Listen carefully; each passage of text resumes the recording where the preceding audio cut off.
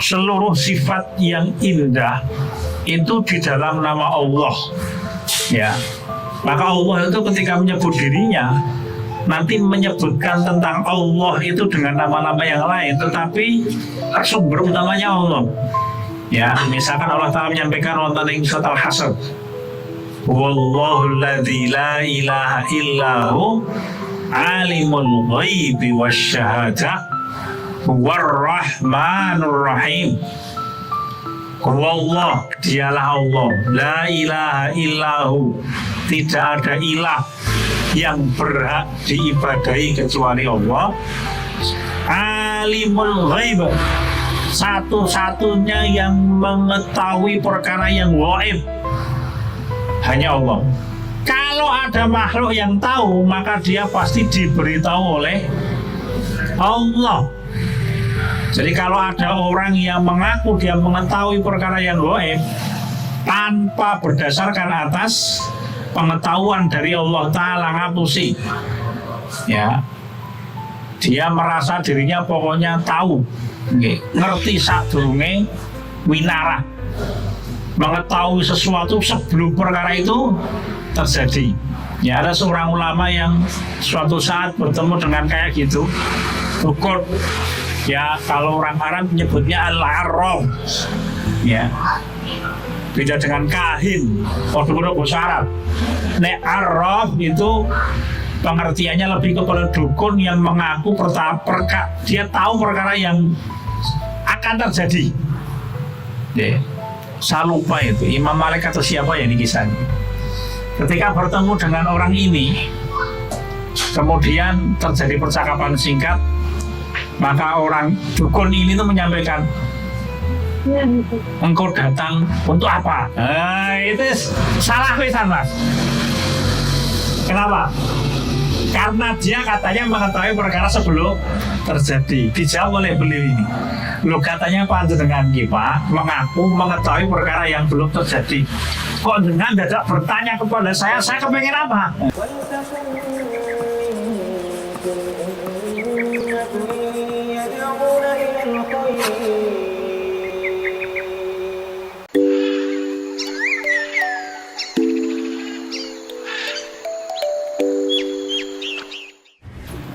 وأشهد أن لا إله إلا الله وحده لا شريك له وأشهد أن محمدا عبده ورسوله الذي لا نبي ولا رسول بعده اللهم صل على محمد وعلى أزواجه وذرياته وأهل بيته وأصحابه ومن والاه.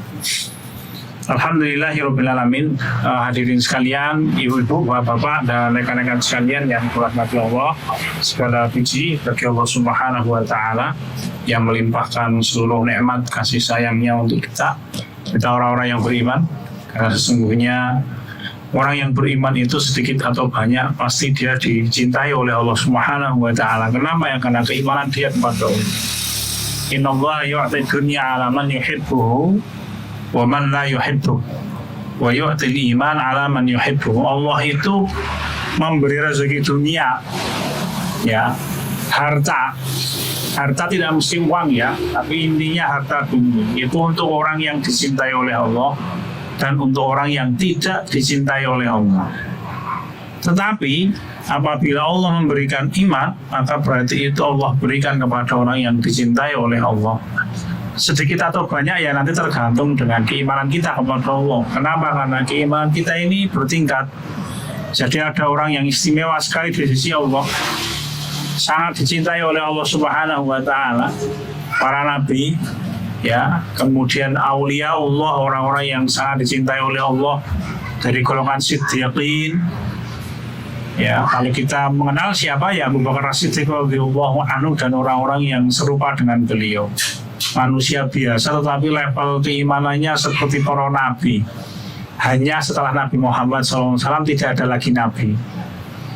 Kemudian syuhada, orang-orang yang mati syahid. Yang paling akhir sholihin, orang-orang yang soleh. Inilah teman yang paling baik. Wa hasuna ulaika rafiqa, kata Allah Subhanahu wa Ta'ala. Jadi orang beriman kepada Allah itu bertingkat-tingkat. Ada yang keimanannya sangat kuat, maka ujiannya nanti ya sangat kuat. ada orang yang keimanannya tipis, maka ya nanti ujiannya ringan. Kalau bahasa Rasul kita Muhammad SAW, yubadali rajul ala hasbi dinihi. Fa in kana fi dini salaban istadzabalahu wa in kana fi dini riqah yubadali ala hasbi dini. Nabi Muhammad ngendika kama qala, seorang manusia itu diuji oleh Allah sesuai dengan kadar agamanya. Fa in kana fi dini salaban istadzabalahu. Kalau seseorang itu keimanannya kuat, maka ujiannya akan semakin dinaikkan oleh Allah. Berarti susah. Tidak begitu. Semakin berat ujian, semakin banyak pertolongan. Itu secara otomatis, ya. Semakin susah ujian yang dihadapi oleh seorang manusia yang Allah ciptakan untuk seorang mukmin, maka pasti pertolongan Allah yang Allah sediakan itu semakin banyak dan semakin melimpah. Sehingga orang itu semakin kuat keimanannya, semakin tentram. Kalau orang hanya mengambil logika, nah imannya tambah kuat, ujiannya tambah abot, berarti stres onge. Tidak begitu. Ya, semakin ujian berat, dia semakin beriman kepada Allah, maka jiwanya semakin tenang, jiwanya semakin tentram. Ya, maka hadirin sadani Allah wa iyyakum, bapak-bapak dan ibu-ibu sekalian yang dirahmati oleh Allah, maka kemudian selayaknya kita itu berjuang untuk membangun keimanan kita kepada Allah. Ya, kenapa? Karena memang keimanan itu bertingkat-tingkat. Nanti pahalanya pun bertingkat-tingkat. Ya, jadi pahalanya itu bertingkat-tingkat. Sesuai dengan apa? Sesuai dengan amal hatinya, sesuai dengan keimanannya, sesuai dengan baik atau buruknya amal soleh yang dia kerjakan. Amal soleh yang buruk itu maksudnya amal soleh meng kualitasnya sasae. Ya, kalau ada orang sholatnya digawe khusuk tenanan, yo nanti istimewa betulan. Hasilnya juga luar biasa. Tanhanil fahsya'i wal munkar. Sholat bisa mencegah manusia dari perbuatan fahsya dan munkar. Tetapi kalau orang sholat sasai, sing penting waton dilakoni, yang penting selesai, yang penting 1 hari 5 kali, dia tidak memikirkan khusyuk, tidak memikirkan ikhlas, tidak memikirkan kedekatan hatinya, tidak memikirkan syarat dan rukunnya dan lain-lain, yang penting dilakoni, dia tidak akan banyak memberikan pengaruh. Terus menawi Allah Ta'ala menyampaikan inna sholata tanha anil fahsya'i wal munkar. Sungguh sholat itu mencegah manusia dari perbuatan fahsya dan munkar. Ya memang itu nanti tidak kemudian serta-merta semuanya sama. Ada juga orang yang rajin sholat itu betul pemindah maksiat ada banyak. Ya. Oh berarti sholatnya tidak berguna, tidak begitu. Sholatnya tetap berguna, tetap berguna.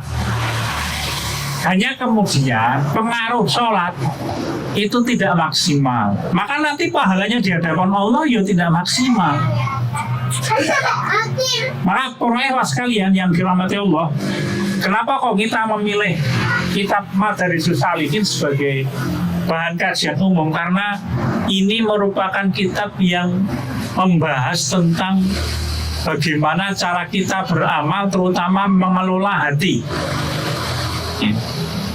Kitab yang mengajarkan kita tentang berbagai macam konsep, berbagai macam teori, dan itu sangat indah. Sehingga kita bisa mencapai level yang dikehendaki oleh Allah Subhanahu wa Ta'ala dengan bantuan Allah tentu. Ini kitab Madarijus Salikin itu mirip-mirip dengan kitab Al-Hikamnya Imam Ibnu Athaillah. Ning bedane sebenarnya kalau ulik-ulik masalahnya itu mirip-mirip. Bedanya hanya kitab Madarijus Salikin yang ditulis oleh Imam Ibnu Al-Zawiyah itu beliau menggunakan bahasa yang indah. Itu satu. Yang kedua, beliau menggunakan urutan yang sistematis. Ini yang dipakai oleh Imam Ibnu Al-Zawiyah. Maka kalau saya pribadi meskipun sudah bertahun-tahun membaca kitab Madarijus Salikin ini, orang bosan mas diulang lagi, dibaca lagi. Misalkan, nanti di dalam kitab-kitab yang lain diajarkan sabar, mari kita bersabar. Lah belum membahas sabar itu apa, tingkatan sabar, macam-macam sabar, misalkan. Belum menyampaikan begitu. Ya, tawakal, apa itu tawakal? Kemudian bagaimana cara orang mendapatkan tawakal? 1, 2, 3, 4, 5, 6 misalkan, caranya itu. Belum bahas seperti itu. Ya. Memang ini kitab yang cukup istimewa ini. Ini kitab yang orang-orang sufi senang baca. Ya, orang-orang yang belajar manhaj salaf juga senang membaca. Kenapa? Karena ini kitab yang ditulis oleh seorang ulama besar yang menjadi muridnya Imam Ibnu Taimiyah rahimahullah paling dekat. Itu Imam Ibnu Qayyim al-Jauziyah rahimahullah. Jadi, maka orang yang sekalian rasadani Allah ya, kita berharap semoga kita membahas kitab Madarijus Salikin ini nanti akan semakin membuat kita menjadi orang yang sibuk dengan hati kita, yang menyibukkan diri untuk membersihkan jiwa. Ya. Sehingga ketika kita mati nanti Allah menyebut kita ya ayyatuhan nafsul mutmainnah, wahai jiwa-jiwa yang tenang. Allah ngedekon, ya, jiwa yang tentram, jiwa yang ketika mentaati Allah Subhanahu wa Ta'ala itu terasa betul nikmatnya orang beribadah kepada Allah. Karena nikmatnya ibadah tidak bisa dilihat dari sisi fisik loh, deh. Wong poso Senin Kemis misalnya, enaknya apa mas? Lo Ramadan orang ngombe kok enak, dia bisa dinikmati dengan hati. Orang Qiyamul Lail, ya, dia berdiri 2-3 jam. Enaknya apa secara fisik? Dia bisa dinikmati dengan hati. Ya, apalagi orang membaca Quran setiap hari 2 juz, 3 juz, bahkan ada yang 4-5 juz misalnya. Dihabiskan waktu seakan-akan lama untuk membaca Quran. Kalau orang yang tidak paham, bosan. Tetapi orang yang memahami, dia akan merasakan betapa membaca Quran itu satu hiburan yang luar biasa. Nah, itu dinikmati dengan apa? Dengan hati yang bersih, dengan hati yang baik. Nah, kitab ini kitab yang mula-muli babakan hati. Maka harapannya nanti dengan membahas kitab ini kita akan menjadi orang yang semakin baik, ya, dari sisi keimanan kita kepada Allah, dari sisi nafsu kita, jiwa kita pun kita menjadi orang yang semakin tinggi kualitasnya. Kenapa? Karena tadi kita sampaikan iman itu bertingkat-tingkat nih. Nah, Imam Ibnu Qayyim al-Jauziyah itu mengajak kita untuk belajar kitab ini, kemudian berjalan menuju Allah itu melalui tahapan-tahapan yang beliau tulis. Begitu rekan-rekan sekalian, rasadani Allah ya. Kita mulai pembahasan pertama. Imam Ibnu Qayyim al-Jauziyah rahimahullah menyampaikan bahwa kitab Madarijus Salikin ini kitab yang ditulis berdasarkan atas inspirasi surat Al-Fatihah. Jadi bahasa saya ini. Jadi kitab Madarijus Salikin itu tafsir surat Al-Fatihah terkhusus terkait dengan urusan hati. Ini kitab Madarijus Salikin. Kitab yang bagi saya kitab yang wong jori kaya primbon iki Mas. Apa meneh kitabe kaya ngene iki, kita primbon tenan iki. Ya. Jadi kitab apa ya yang membahas tentang banyak hal lah kalau saya ya terkait dengan keimanan kita kepada Allah, ya, jiwa kita. Ya, begitu rekan-rekan sekalian rasadani Allah ya. Mungkin mau guyon ya Mas. Maksudnya kebijakan primbon tenan iki. Kira-kira seperti itu. Ya. Imam Ibnu Qayyim al-Jauziyah di bab pertama belum menyampaikan kepada kita bahwa surat Al-Fatihah ini mengandung banyak sekali perkara-perkara yang tinggi kedudukannya di sisi Allah Subhanahu wa Ta'ala. Ya. Misalkan beliau menyampaikan surat Al-Fatihah ini istamat ala ta'rifi bil ma'bud tabaraka wa ta'ala bi salasatil asma. Ya. Surat Al-Fatihah ini mengandung pengertian tentang pengenalan, gitu, mengenal Allah Subhanahu wa Ta'ala, di mana Allah Ta'ala itu mengenalkan dirinya dengan 3 perkara, ya. Dan ini nanti setiap kali kita beribadah kepada Allah, paling tidak kita mengingat Allah itu di sisi 3 perkara ini, paling tidak. Allah itu rahmatnya sangat luas, pengetahuan tentang Allah itu sangat luas. Hanya bagi kita orang-orang awam paling tidak ketika kita beribadah kepada Allah itu kita mengingat Allah Subhanahu wa Ta'ala dari 3 sisi ini. 1, di dalam surat Al-Fatihah, dan ini Shiratal Mustaqim, ini jalan yang lurus ini. 1, Allah Ta'ala di dalam surat Al-Fatihah itu mengenalkan dirinya dengan nama Allah. Ya. Yang kedua adalah Rob, nanti kita bahas satu persatu. Yang ketiga adalah Ar-Rahman. Jadi Allah Ta'ala itu memperkenalkan diri yang pertama Allah. Menurut sebagian ulama, Allah itu nama yang paling agung. Nama yang mencakup semua nama-nama Allah yang lain. Allah itu nama Allah yang mana Allah menyebutkan dirinya dengan seluruh sifat yang sempurna, seluruh sifat yang maha tinggi, seluruh sifat yang indah itu di dalam nama Allah. Ya, maka Allah itu ketika menyebut dirinya nanti menyebutkan tentang Allah itu dengan nama-nama yang lain, tetapi sumber utamanya Allah.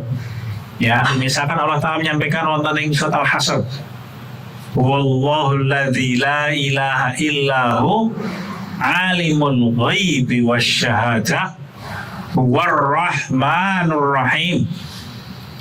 Allah, dialah Allah, la ilaha illahu, tidak ada ilah yang berhak diibadahi kecuali Allah. Alimul ghaib, satu-satunya yang mengetahui perkara yang gaib hanya Allah. Kalau ada makhluk yang tahu, maka dia pasti diberitahu oleh Allah. Jadi kalau ada orang yang mengaku dia mengetahui perkara yang gaib tanpa berdasarkan atas pengetahuan dari Allah Ta'ala, ngapusi, ya, dia merasa dirinya pokoknya tahu, ngerti sadurunge winara, mengetahui sesuatu sebelum perkara itu terjadi. Ya, ada seorang ulama yang suatu saat bertemu dengan kayak gitu, ukur, ya, kalau orang Arab menyebutnya al-arraf, ya, beda dengan kahin, kode-kode bahasa Arab. Nek arraf itu pengertiannya lebih kepada dukun yang mengaku dia tahu perkara yang akan terjadi. Ya, saya lupa itu Imam Malik atau siapa ya di kisahnya. Ketika bertemu dengan orang ini, kemudian terjadi percakapan singkat, maka orang dukun ini tuh menyampaikan, engkau datang untuk apa? Itu salah pisan, Mas. Kenapa? Karena dia katanya mengetahui perkara sebelum terjadi. Dijawab oleh beliau ini, lo katanya panjenengan kita mengaku mengetahui perkara yang belum terjadi. Kok dengan tidak bertanya kepada saya kepengen apa? Berarti kok ini ngerti. Allah alimul ghaib. Jadi Allah Subhanahu wa Ta'ala itu zat satu-satunya yang mengetahui dan menguasai semua perkara yang gaib. Kalau ada makhluk yang dia mengetahui perkara yang gaib, maka pasti diberitahu oleh Allah Subhanahu wa Ta'ala. Jadi para nabi sekalipun, para nabi itu tahu perkara yang gaib, ya hanya apa yang Allah beritahukan. Kalau tidak Allah beritahukan, dia tidak akan tahu. Para nabi itu tahu kapan meninggal. Kenapa? Karena semua malaikat maut, malakul maut itu ketika datang kepada seorang nabi, siapapun nabinya, pasti nabinya diberi pilihan. Kamu mau hidup lagi lebih panjang, bukan mau hidup lagi. Kamu mau ditambah umurnya atau dimatikan sekarang. Di dalam satu riwayat yang sahih, suatu saat malakul maut mendatangi Nabi Sulaiman, Nabi Musa alaihissalam. Ya. Nabi Musa didatangi seorang laki-laki yang tidak mengenal. Kira-kira kisahnya ya. Ditanya, siapa engkau? Maka malaikat ini menjawab, aku adalah makhluk yang memisahkan manusia dari dunia. Kalau tidak salah ya kisahnya. Nah, Nabi Musa tahu ini. Ini berarti malaikat maut, malakul maut. Karena Nabi Musa kaget, maka malakul maut itu disamplok, Mas, mata kirinya, blok gitu. Sehingga disebutkan di dalam riwayat itu mata kirinya malaikat itu nanti utuh. Ya. Tapi ini malakul maut dalam bentuk manusia loh, membo.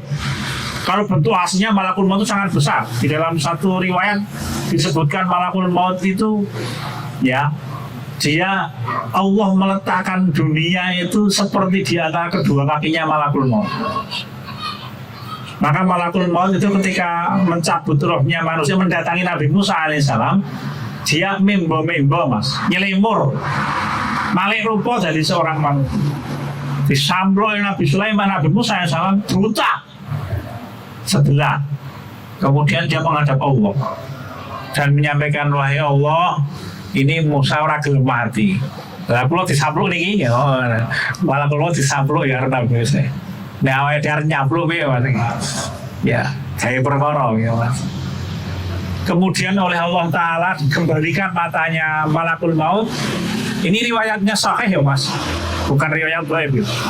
Kemudian Allah perintahkan kepada malakul maut untuk menyampaikan kepada Nabi Musa alaihissalam, wahai Musa, Allah memerintahkanmu untuk bukan memerintahmu, memberikanmu pilihan. Nek ora gelem mati, maka kamu diminta untuk meletakkan telapak tanganmu di atas bulu domba. Maka nanti setiap satu bulu yang terkena telapak tangannya Nabi Musa itu, Allah akan memanjangkan umurmu 1 tahun. Oh iya Mas, begini ini, maka nanti jumlah bulunya dijumlah semuanya dorong tahu. Kemudian setiap satu bulu dipanjangkan umurnya 1 tahun. Tapi Nabi Musa alaihissalam menolak, tidak mau. Ya. Sedangkan makhluk yang lain, manusia pasti dicabut rohnya oleh Allah dan tidak diberitahukan kapan terjadi. Tapi kalau para nabi begitu. Hadis yang sahih yang lain itu tentang meninggalnya Nabi Daud alaihissalam. Nabi Daud alaihissalam itu meninggal dalam keadaan berlari, ya, beliau berlari kecil. Karena orang Yahudi itu menyebarkan isu kalau Nabi Daud alaihissalam itu meninggal dalam keadaan sakit keras, kering, ora iso obah. Ya. Tapi Allah Ta'ala menyampaikan kepada Rasul kita Muhammad SAW bahwa Nabi Daud itu punya kebiasaan. Apa itu? Berburu Mas. Berburu. Ya karena buru raja ya berburu ya dengan pengawal kira-kira gitu ya Mas. Nah dia golek manuk. Nabi Daud. Nah, kalau beliau keluar dari istananya, maka istananya dikancing dengan semua istri-istri beliau di dalam istana ini. Dan tidak ada lelaki yang berani masuk, ya kecuali keluarga Nabi Daud. Di dalam satu riwayat disebutkan, saya pernah mendapatkan Nabi Daud, bukan riwayat sih Mas, ini perkataan ulama. Nabi Daud itu memiliki istri 400 orang. Rasa Daud dipikirnya ya Mas. Baik. Dan nanti di istananya dikancing. Ya. Dan tidak ada lagi yang bisa masuk dan berani masuk. Nah, suatu saat istana itu geger. Kenapa? Karena tiba-tiba di tengah istana itu ada seorang laki-laki yang berdiri tanpa bergerak nang tengah-tengah istananya pada waktu Nabi Daud alaihissalam pergi dari istana. Para istrinya Nabi Daud ketakutan, ini siapa ini? Nah, sampai akhirnya Nabi Daud alaihissalam kembali ke istananya, beliau menemui lelaki ini. Ditanya oleh Nabi Daud alaihissalam, engkau siapa? Maka malakul maut menjawab, ya. Saya lupa kalau jawabannya malakul maut di dalam kisah ini, tapi intinya beliau adalah makhluk yang diperintahkan oleh Allah untuk membawa sesuatu yang pasti di dunia ini. Apa itu? Mati. Ya. Maka ketika tahu malakul maut datang, Nabi Daud minta izin, ya sudah kalau begitu saya tak lari-lari. Ya, lari-lari kecil. Karena Nabi Daud itu berlari-lari kecil, mengelilingi istananya. Pas beliau berlari-lari kecil itulah kemudian rohnya dicabut oleh malakul maut. Kisah yang lain adalah kisah meninggalnya Nabiullah Adam alaihissalam, dan yang terkenal adalah kisah meninggalnya Nabi kita Muhammad SAW didatangi oleh malakul maut. Ya, didengar oleh Ummul Mukminin Aisyah radhiyallahu anha. Jadi Rasul kita itu ditanya, engkau memilih hidup atau memilih untuk bertemu dengan Rafiqul A'la, teman yang maha tinggi? Siapa itu maksudnya? Ya Allah Subhanahu wa Ta'ala. Ya, zat yang maha lemah lembut, yang maha tinggi. Siapa ya? Allah Subhanahu wa Ta'ala, tidak ada yang lain. Rafiqul A'la. Ya. Maka kemudian Nabiullah Muhammad sallallahu alaihi wasallam didengar oleh Aisyah radhiyallahu anha. Nabi Muhammad jawab Rafiqul A'la. Kemudian pahamlah waktu itu berarti Nabi Muhammad memilih untuk meninggal bertemu dengan Allah Subhanahu wa taala. Wallahu alladzi la ilaha illa huwa alimul ghaibi wasyahadah. Dan Allah Ta'ala itu mengetahui semua perkara yang kelihatan oleh pandangan mata. Meskipun ada manusia yang tidak tahu. Ya, tapi semua perkara yang bisa dilihat dengan indera itu adalah syahadah. War-Rahmanur Rahim, dialah Allah yang maha pengasih, maha penyayang. Tapi Allah menyebutkan dirinya dulu.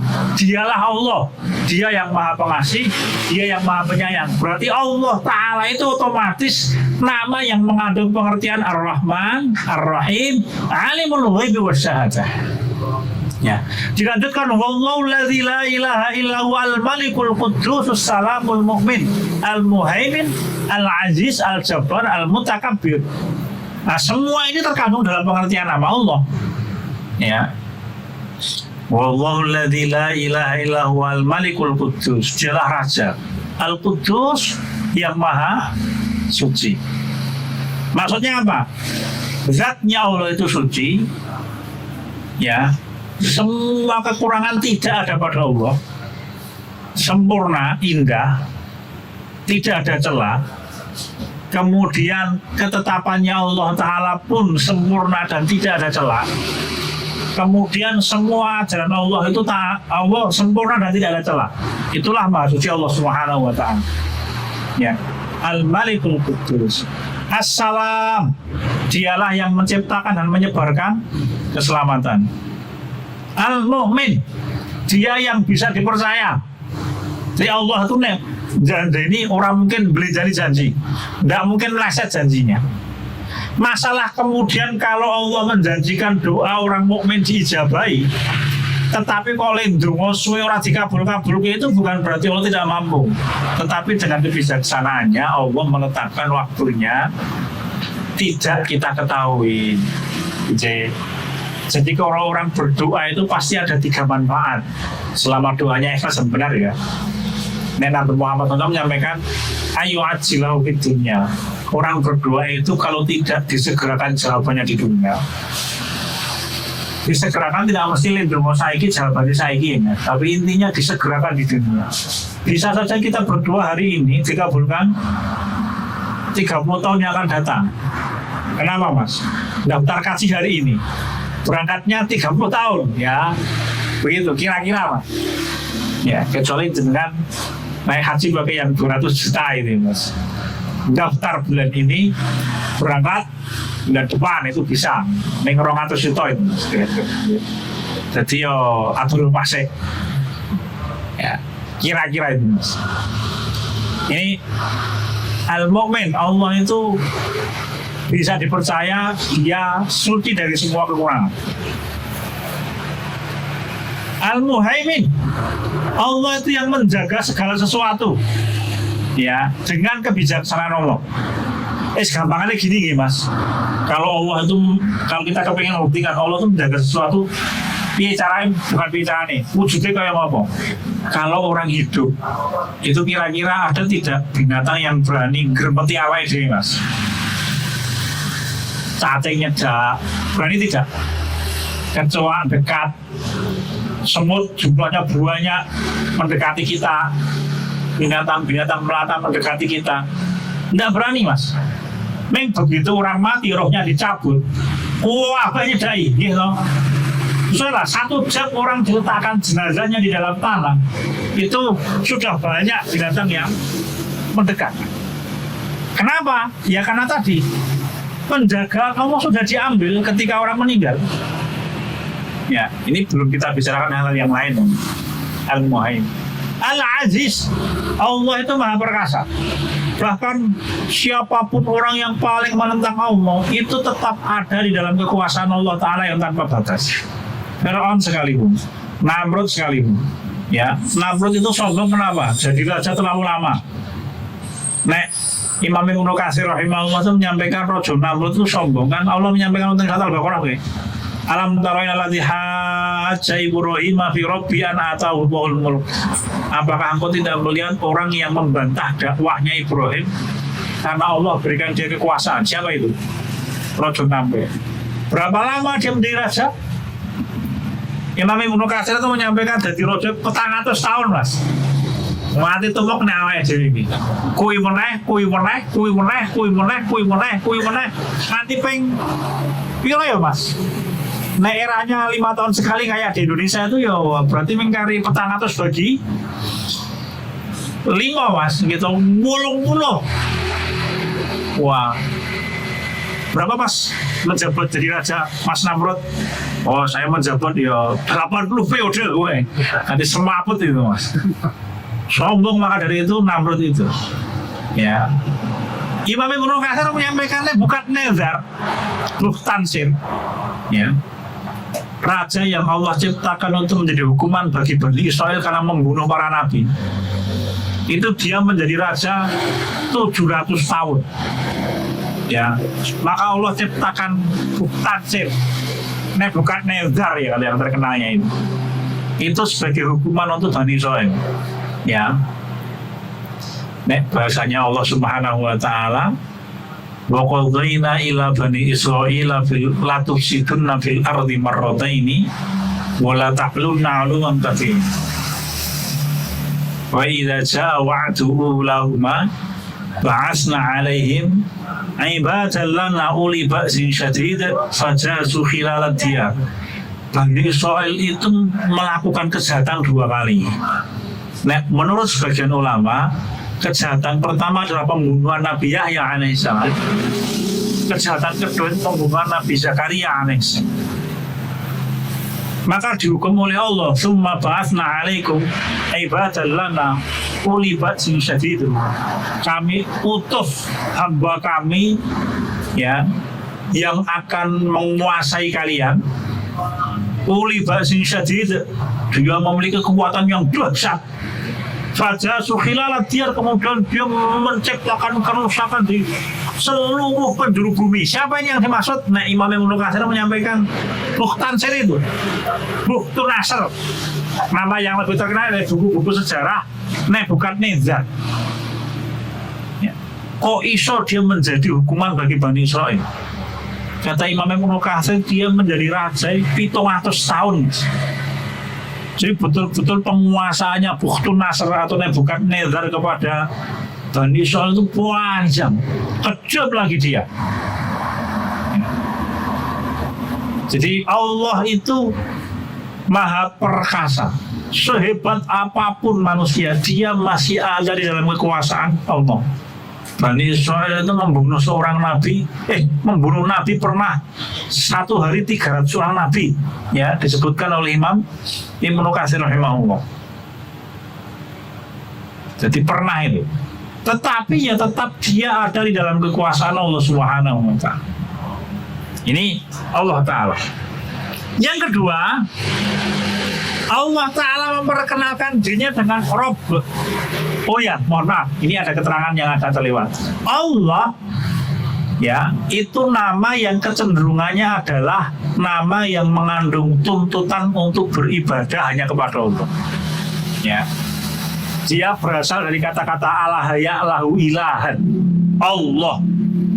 Jadi nama Allah itu dominannya adalah nama yang mengandung makna dia adalah zat yang diibadahi oleh seluruh makhluk satu-satunya. Jadi Allah itu nama yang kecenderungan akan makna dia satu-satunya yang berhak diibadahi. Yang kedua itu Rabb, Rabbun. Alhamdulillahi Rabbil Alamin. Lah nama Allah di mana? Bismillahirrahmanirrahim. Banyak ulama yang menyampaikan bahwa Bismillahirrahmanirrahim termasuk ayat pertama surat Al-Fatihah. Meskipun nanti ada yang mengatakan tidak, tapi kalau saya pribadi saya cenderung yang meyakini bahwa Bismillahirrahmanirrahim adalah ayat pertama. Itu dengan hari ini membawa Mushaf Utsmani itu biasanya di dalam Al-Fatihah Bismillahirrahmanirrahim dimasukkan ke dalam ayat pertama. Kemudian Alhamdulillahi Rabbil Alamin. Segala puji bagi Allah. Lillah, Allah menyebutkan namanya Allah Rabbil Alamin. Rabb yang menguasai alam semesta. Nah, nama Rabbun itu kecenderungannya adalah nama yang mengandung makna akan kekuasaan Allah tanpa batas. Jadi kalau Anda menyebut nama Rabb, kalau nama Allah itu mencakup seluruh nama yang lain. Kalau Rabbun itu mencakup nama Allah yang mengandung kekuasaan Allah yang tiada batas. Contoh, Rabb itu mengandung makna Ar-Raziq, Allah yang maha memberi rezeki. Apalagi Allah itu yang menciptakan, Al-Khaliq. Apalagi Allah itu raja di alam semesta, Malikun. Ya. Apalagi Allah itu yang menghidupkan dan mematikan. Allah itu Al-Muhyi wal Mumit. Bukan karena wabah, Mas. Kan kita sempat ya di puncak-puncaknya masa Covid kemarin itu kita berarti wah aku sih iso urip ora yo, Mas. Tapi nyatanya hari ini kita masih hidup. Jadi rupanya Allah memberitahukan kita salah satunya bahwa yang mematikan manusia itu bukan wabah penyakit, tetapi Allah. Bahkan mungkin ada di antara kita yang sudah pernah merasakan kena Covid ya, Mas. Termasuk saya itu. Ya. Mengapa ya nanti itu, Mas? Nah, kita tuh geger masih. Ya, sudah hampir masuk rumah sakit saya itu. Sudah minta izin pada istri, Pak. Aku digonek rumah sakit, orang kuat aku. Tapi alhamdulillah sampai sekarang masih hidup. Ya Allah Ta'ala maha menghidupkan dan maha mematikan. Ya. Meskipun betul-betul kita disuguhi banyak sekali wabah, banyak sekali korban. Dan real itu nih, Mas. Orang-orang itu, tetapi yang mati wakah itu real itu, nyata itu. Ya. Begitu. Jadi Allah itu Ar-Rabb. Maka sebagian ulama menyampaikan Rabbun di dalam bahasa Arab, kalau dia tidak diikuti dengan kata penyerta korina, maka maknanya Allah. Ya. Jadi kalau kata-kata Rabb itu tidak ada kata penyerta di belakangnya, maka secara otomatis itu adalah nama Allah. Demikian disampaikan oleh Imam Ibnul Qayyim al-Jauziyah dan para ulama yang lain. Kecuali kalau nanti ada kata penyerta, misalkan Rabbul Bait, itu artinya memilih rumah, misalkan begitu. Tapi kalau tidak ada kata penyerta, maka secara otomatis maknanya adalah Allah.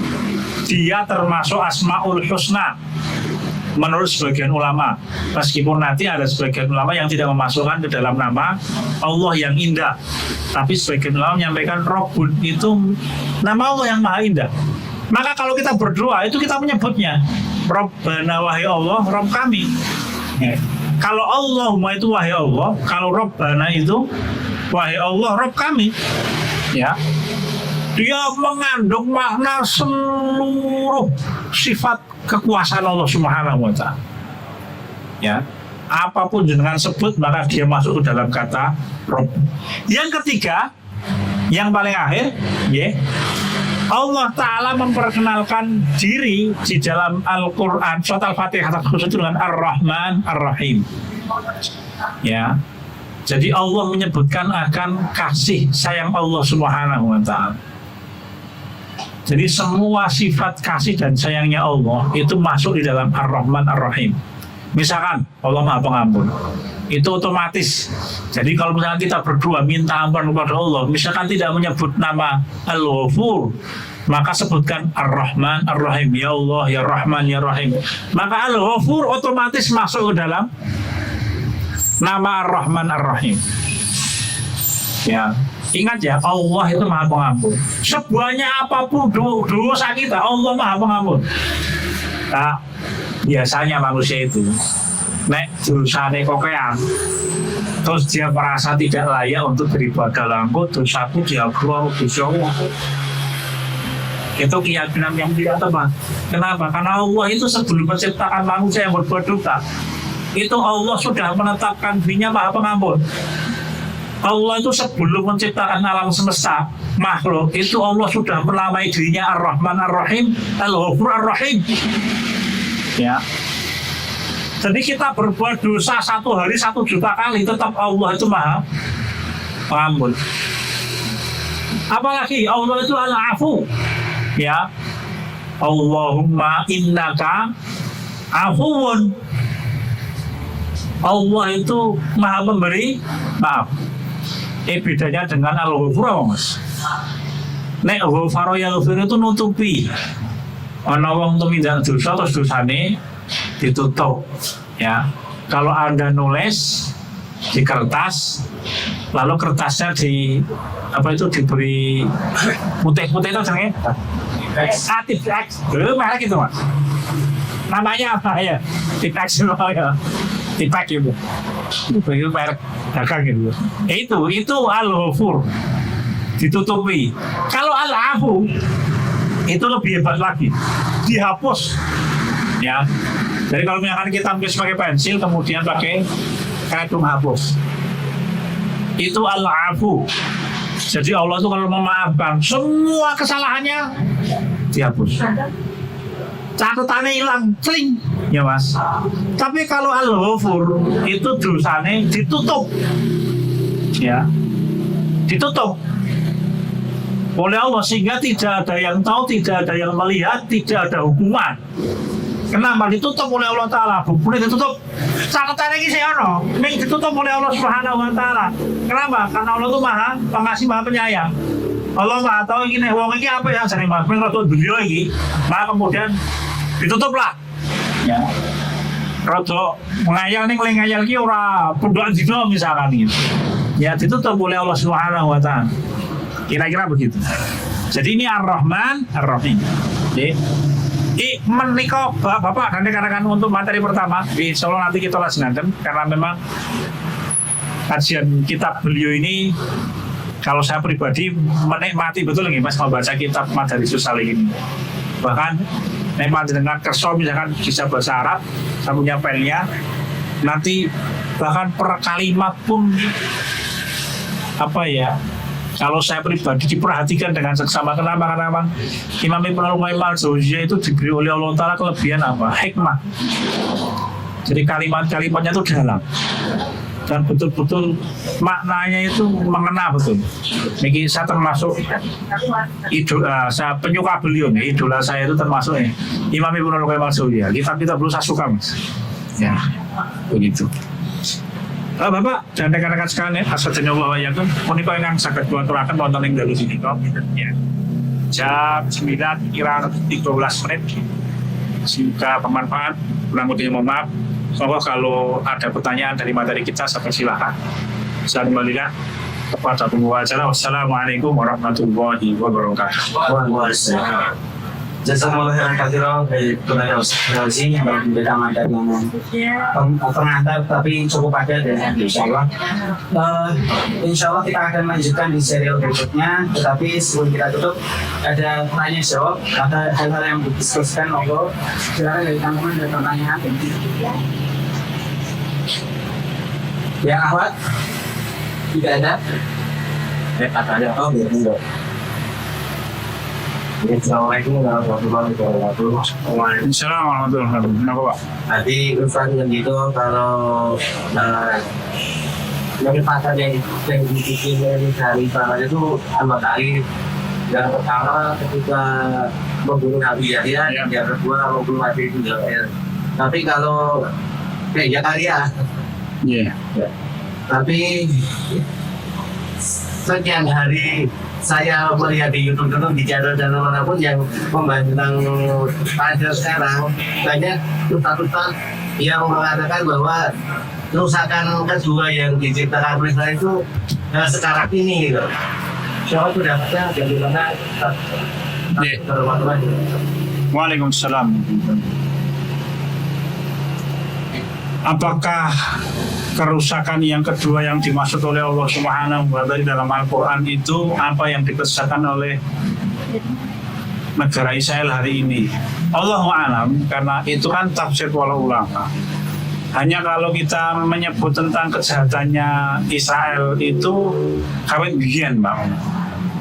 Dan sejak dia mendirikan negara 48 sampai sekarang itu udah berapa kali pembantaian yang mereka kerjakan. Nah, puluhan kali. Yang terkenal tuh di Libanon itu Sabra Sati lain. Terus 1 tahun 80-an mas, ini orang yang lahir bareng jenengan. Wah itu terkenal. Zaman saya dulu itu, karena saya dulu zaman cilik senangnya nonton televisi. Dan televisi itu bukan drama mas, ini dunia dalam berita. Jadi saya dulu itu jam 9 malam, nek ora ditulungi dunia dalam berita, nangis mas. Jadi antara yang paling saya suka itu salah satunya dunia dalam berita. Jadi sejak dulu dalam saya SD ini senangnya nonton berita mas, sehingga banyak hal yang saya tahu. Ya, termasuk peristiwa Sabra Sati itu saya masih ingat.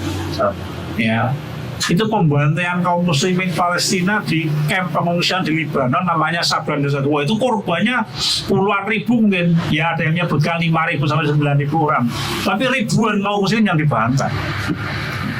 Jumlah yang sangat banyak untuk ukuran waktu itu. Ya, kalau sekarang peperangannya terjadi selama berapa bulan nih Sani mas? 200 sekian hari ya, sudah hampir setahun, 9 bulan lebih. Sabra Satila itu hanya berapa? Ya. 3 pekan atau berapa mungkin ada panjangan nanti baca ini. Tidak lama, ya. Lebih lama peperangan hari ini. Jadi kalau pembicaraannya kejahatannya Bani Israil sudah berulang-ulang, sudah berkali-kali dia mengesahkan kejahatan. Hanya kalau ini tafsir sebagian ulama nih tentang pembunuhan Nabi Yahya dan pembunuhan Nabi Zakaria. Kenapa? Karena membunuh seorang nabi itu kejahatannya di hadapan Allah, kejahatan yang tidak main-main. Membunuh kaum muslim itu dosa yang besar, ya, dosa yang besar. Tetapi pembunuhan para nabi itu jauh lebih besar daripada pembunuhan manusia biasa. Nah yang dikerjakan oleh Bani Israil itu membunuh Nabi Yahya dan Nabi Zakaria tidak main-main. 2 nabi yang namanya oleh Allah disebut di dalam Quran. Ya. Maka kasusnya skalanya jauh lebih besar waktu itu daripada peristiwa hari ini. Tidak main-main. Hari itu ada nabinya Nabi Zakaria dan Nabi Yahya dipateni loh Bani Israil. Itu mirip mungkin dengan peristiwa misalkan ada seorang nabi yang nabinya dibunuh oleh Bani Israil, misalkan kejadian, tapi Allah Ta'ala menjaga Nabi kita Muhammad Sallallahu Alaihi Wasallam. Geger mesti mas. Kira-kira bu. Tapi intinya itu adalah tafsir dari para ulama. Gitu. Jadi apa yang dimaksud hakikatnya oleh Allah Ta'ala ya Allah yang lebih tahu.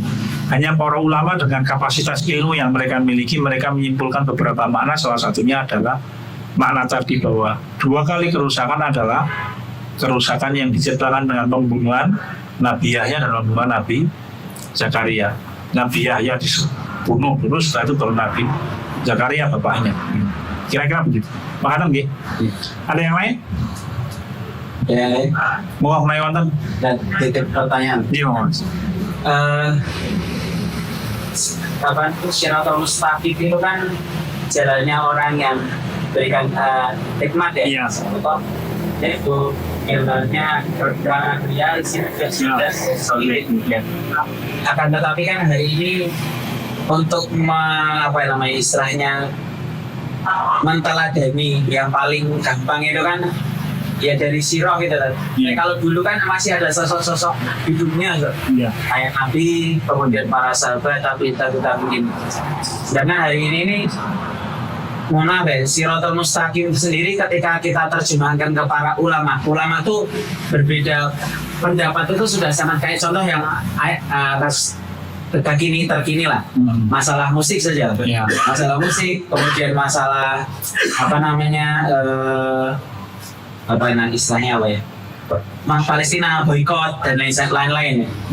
Terkadang tuh kita malah jadi sekarang tuh bingung yang Siratul Mustaqim ini yang seperti apa gitu. Yes. Kalau tadi kan kita membahas tentang tafsir Ihdinash Shiratal Mustaqim nanti. Kalau untuk panduan yang paling gampang, istilahnya apa ya, bodoh nih orang awam untuk bisa mengikuti ulama atau yang membawa Shiratal Mustaqim, yang memberikan petunjuk Shiratal Mustaqim ini yang seperti apa Ustaz? Iya. Bismillahirrahmanirrahim. Allahumma shalli ala Muhammad wa ala alihi wasallam. Tentang siapa atau orang yang paling layak untuk dijadikan sebagai contoh jelas Nabi Muhammad SAW. Setelah Nabi Muhammad SAW, sinten ya para sahabat radhiyallahu anhu. Mereka adalah orang yang tidak sekali Allah memuji mereka di dalam Al-Quran. Jadi kalau Allah menyampaikan kuntum khaira ummatin, maka yang dimaksud paling utama adalah para sahabat, sebaik-baik manusia. Atau misalkan Allah Ta'ala menyampaikan laqad radhiyallahu 'anil mu'minina idh yubayyi'unaka tahta asy-syajarah. Sungguh Allah telah ridho itu mas, nggak akan marah kepada orang-orang mukmin yang membaiatmu di bawah pohon baiatur ridwan. Siapa itu? Ya sahabat. Jadi sahabat masih hidup, Allah menyampaikan aku tidak akan marah kepada kalian. Itu kalau misalkan ayatnya turun orang hari ini, mulai itu betul bocong. Hidupnya sampai naik dewi. Kenapa? Karena sudah dikatakan tidak akan marah. Allah menyampaikan kepada Ahlul Badar, i'malu ma syi'tum faqad ghafartu lakum. Berbuatlah sekendakmu, aku ampuni dosa kalian. Begitu kan luar biasa mas. Jadi para sahabat itu dipuji oleh Allah tidak hanya sekali dua kali di dalam Al-Quran. Ya. Ini yang pertama. Yang kedua, setelah para sahabat siapa ya generasinya? Tabi'in dan tabi'in. Was-sabiqunal awwaluna minal muhajirin wal ansar walladzina taba'uhum bi ihsan. Orang-orang yang mengikuti Nabi, sahabat dan muhajirin dan ansar. Siapa mereka? Ittaba'u bi ihsan, yang paling utama ya para tabi'in dan tabi'in. Nek bahasa Nabi Muhammad SAW menyampaikan qala khairul quruni qarni tsumma alladziina yalunahum tsumma alladziina yalunahum. Sebaik-baik generasiku para sahabat. Setelah mereka yaitu tabi. Setelah itu kiranya tabi. Nah itu generasi yang dijaga oleh Allah kebaikan. Setelah itu siapa ya? Orang yang berusaha mengikuti pola keyakinan, pemikiran, jejak kehidupan mereka. Hanya apakah di kalangan tabiin itu semuanya sama? Ya ada perbedaan mas. Imam Malik, Imam Abu Hanifah rahimahullah, ya beliau dimasuk sebagian ulama menyampaikan beliau adalah tabiin. Dalam beberapa hal beliau berbeda pendapat dengan Imam Malik, ya berbeda pendapat dalam beberapa hal, dan itu biasa mas. Ya, bahkan termasuk dalam urusan perkara yang diharamkan. Ya, menurut sebagian ulama, ya kalau Imam Abu Hanifah nabid itu tidak haram, ya kan mas?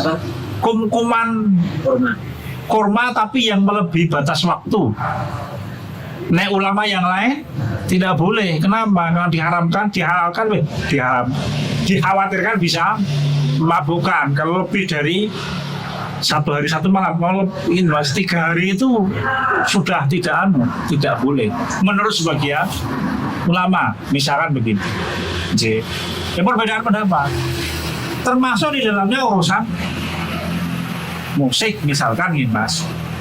Itu kan ada sebagian ulama yang mengharamkan, tetapi ada sebagian ulama yang tidak mempermasalahkan selama musik itu bukan sesuatu yang melalaikan dari Allah Subhanahu wa Ta'ala. Kalau musik itu jelas musik yang mengandung syahwat, semua ulama tidak berbeda pendapat. Jadi hanya musik yang tidak melalaikan dari Allah, itu kan perbedaan pendapat di antara para ulama. Nah, yang tidak tepat adalah ketika perkara itu diperselisihkan, kemudian kaum muslimin pecah jadi berapa kelompok, sedangkan para ulama memperselisihkan pendapat tentang hal itu. Ya, kan sekali lagi, kalau musik itu membangkitkan syahwat, melalaikan dari Allah, itu jelas semua ulama tidak memperbolehkan. Semua ulama, tidak ada ulama yang memperbolehkan. Yang diperselisihkan adalah musik yang tidak melalaikan dari Allah, yang tidak membangkitkan syahwat. Itu para ulama berbeda pendapat. Begitu. Tapi kalau musik yang jelas melalaikan dari Allah dan membuat syahwat manusia dibangkitkan dengan itu, jelas tidak boleh. Orang yang menghalalkan kalau itu. Nah, dalam perkara yang para ulama perselisihkan, kenapa kemudian kita saling menghujat dalam urusan yang itu? Sebenarnya kan itu yang jadi masalah, Mas. Apalagi kemudian di era dunia maya, gitu Mas. Khutbah diketok-ketok, ditambah-tambah, gua gitu kan Mas. Untuk menaikkan viewer misalnya, wah itu saya orang lah gitu. Ya, itu yang tidak benar. Kenapa? Karena memang apa ya? Fatwa itu, kalau misalkan dikatakan fatwa nih, pendapat ulama itu bisa disimpulkan secara utuh ketika orang melihat ungkapan itu secara utuh, ya. Jangan hanya memotong di kalimat tertentu. Bahkan Quran pun seperti itu. Kalau Anda hanya membaca fawailul lil musallin titik, ora terus ki. Berarti wong salat ki cilaka mencet. Bayangkan, celaka orang yang sholat. Geger tentunya nih Mas. Tapi kan ayatnya tidak hanya itu. Ada kata-kata di belakangnya. Sehingga ketika nanti membaca ayat itu secara utuh, orang akan bisa punya gambaran. Demikian pula kalau ada perkataan para ulama, ya, silakan lihat konteks pembicaraan itu secara utuh. Nanti kita bisa menyimpulkan. Nah, di sini butuh kedewasaan. Biasanya kaum muslimin itu nggak mau susah-susah merungokke suwe-suwe, ya. Tidak mau susah-susah membaca panjang-panjang. Pokoknya hanya 1 menit selesai, simpulkan sendiri, baru komentari. Itu yang tidak sesuai dengan akhlak Islam. Jangan begitu. Allah ma'alam. Sekian demikian, alhamdulillah. Oh ya, satu lagi pertanyaan kok. Nek wonten. Mengapa? Ya. Enggak.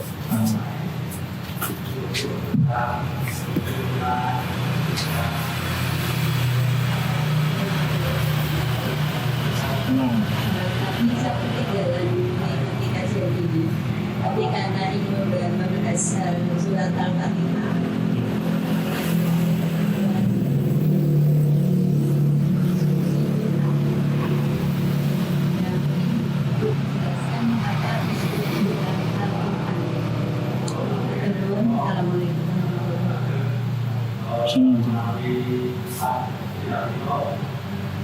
Ini pertanyaannya diulangi. Ada hal ini suara motor. Kenapa disebut Ummul Quran? Oh, nggih, siap. Nggih. Bismillahirrahmanirrahim. Allahumma sholli ala Muhammadin wa ala azwajihi wa dzurriyyatihi wa ahli baitihi wa ashabihi. Kenapa Al-Quran itu disebut sebagai Ummul Quran? Ya.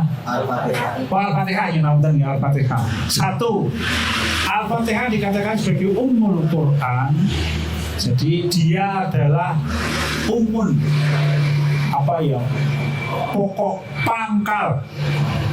Itu alasan pertama karena surat Al-Fatihah adalah surat yang mana Allah Ta'ala meringkas Quran di dalam Al-Fatihah.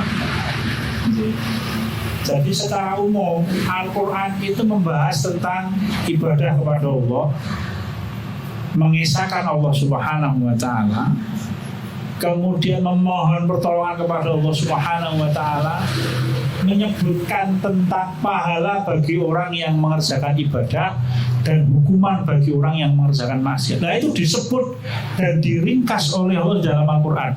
Yang kelima, sejarah. Ya, itu diringkas oleh Allah dalam Al-Quran. Quran menyebutkan itu semuanya. Sejarah, ya kan? Di mana itu siratal ladzina an'amta 'alaihim? Ya Mas, jalannya orang-orang yang telah Engkau beri nikmat. Sejarah itu Mas. Apalagi di situ mengajarkan tentang pahala dan hukuman. Di mana itu? Allah menyebutnya Maliki Yaumiddin. Engkau yang menguasai hari pembalasan. Ya. Di dalamnya mengajarkan tentang ibadah kepada Allah. Iyyaka na'budu wa iyyaka nasta'in. Ya. Di dalamnya Allah mengajarkan tentang esanya Allah, ya kan? Di mana itu ya? Alhamdulillahi Rabbil alamin Ar-Rahmanir Rahim. Allah satu-satunya yang menguasai alam semesta. Dia yang maha pengasih dan maha penyayang. Diringkas oleh Allah Subhanahu wa taala wonten ing Al-Fatihah. Punika ingkang sepindah. Ingkang angka kalih dikatakan umur, ya, dia adalah induk dari Al-Quran. Kenapa? Karena Al-Fatihah adalah surat yang paling utama di dalam Al-Quran. Kalau ayat yang paling utama itu adalah ayat kursi dalam riwayat gitu. Allahu la ilaha illa huwal hayyul qayyum sampai akhir. Ya. Kalau surat yang paling utama adalah Al-Fatihah. Surat Al-Fatihah. Maka ini surat yang memang kedudukannya sangat istimewa. Kalau Nabi kita Muhammad SAW menyampaikan, sesungguhnya aku diberikan oleh Allah satu surat yang tidak Allah berikan kepada Nabi sebelumnya. Ya, ringkas, padat, menyeluruh. Wah, ini Al-Fatihah. Makatan. Siap ya. Ibu-ibu, bapak, punika yang sakit bapak, alhamdulillahirabbil alamin. Assalamualaikum warahmatullahi wabarakatuh.